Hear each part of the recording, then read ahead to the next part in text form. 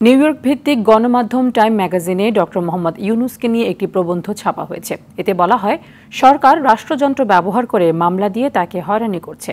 এ নিয়ে গণভবনে আয়োজিত সংবাদ সম্মেলনে প্রশ্ন করা হলে প্রধানমন্ত্রী শেখ হাসিনা একে মিথ্যা আখ্যা দিয়ে বলেন, সরকার নয়, গ্রামীণ ব্যাংকের কর্মচারীরাই তার বিরুদ্ধে মামলা করেছে, আর দেশের প্রচলিত আইনেই মামলা পরিচালিত হচ্ছে।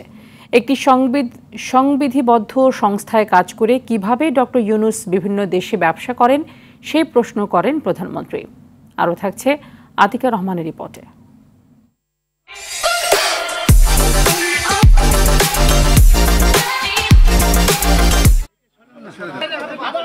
টাইম ম্যাগাজিনে নোবেলজয়ী অর্থনীতিবিদ ডক্টর মোহাম্মদ ইউনূসকে নিয়ে একটি প্রবন্ধ ছাপা হয়েছে। এতে গ্রামীণ ব্যাংকের উত্থান, এর কার্যক্রম ও ডক্টর ইউনূসের বিরুদ্ধে মামলা নিয়ে লেখা হয়েছে। প্রবন্ধে বলা হয়, প্রধানমন্ত্রী শেখ হাসিনার প্রতিহিংসার শিকার তিনি। সরকার তাই রাষ্ট্রের সব প্রতিষ্ঠান ব্যবহার করে মামলা দিয়ে ইউনূসকে হয়রানি করছে। এ প্রসঙ্গে প্রধানমন্ত্রী শেখ হাসিনা বলেন, শ্রম আদালতে গ্রামীণ ব্যাংকের শ্রমিক কর্মচারীরাই তার বিরুদ্ধে মামলা করেছে, এতে তার কোনো ভূমিকা নেই।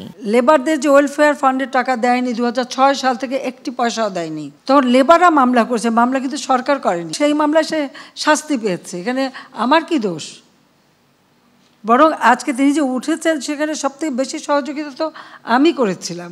আমার সাথে কারো দ্বন্দ্ব নেই, আর আমি জীবনেও নোবেল প্রাইজের জন্য আমার কোনো আকাঙ্ক্ষাও নাই, কারণ আমার লবিস্ট টাকার মতো টাকাও নেই, পয়সাও নেই, আর আমি কখনো এটা চাইনি। শেখ হাসিনা বলেন, কর ফাঁকি দেওয়ার কারণে তাকে শাস্তি পেতে হচ্ছে।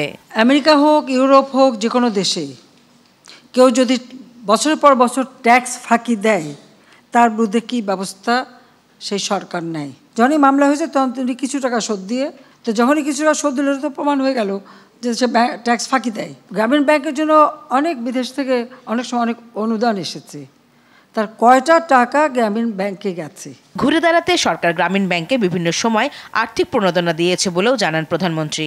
যারা এত লেবার নিয়ে কথা বলে, মানবাধিকারের কথা বলে, এত কিছু বলে, তারা কোথায় এখন? তারা চুপ কেন? আতিকা রহমান, RTV, ঢাকা।